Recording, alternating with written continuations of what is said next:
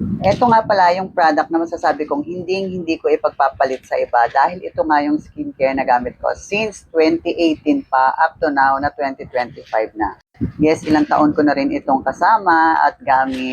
At kahit nga nasubukan ko lumipat sa mga serum para at least makapagpahinga yung skin ko sa paggamit ng mga exfoliating product na katulad ni Peeling Lotion, ay talagang pumabalik-balik ako agad sa kanya dahil hinahanap ko nga yung ganda ng epekto niya on my skin. Napapanatili nga nito yung ganda ng aking mukha, pagkaputi at ayan, pagka-glass skin. At every time na nagkakaroon ako ng mga tigyawat, ayan, mabilis din itong humuhupa, pumuputok ang nana at mabilis itong natutuyot. And katagalan ng paggamit, katulad ng palagi ko mga pinapakita sa mga videos ko, talagang sobrang proud user ako nito.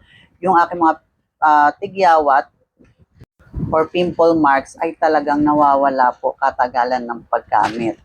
Kaya kung dadating man ang panahon ng pagtanda ko at magkaroon nga ako ng pecas and melasma dahil that is part ng syempre sign of aging and yun nga pagpapalit or pagbabago ng ating hormones kaya minsan tayo nagkakaroon ng pecas and melasma, sigurado ako na ito pa rin yung product na gagamitin ko dahil proven din ito na pang-lighten ng ating pecas and melasma. Marami na pong user yung nag-lighten yung kanilang pecas and melasma sa paggamit po ng SCD Peeling Skin Lotion.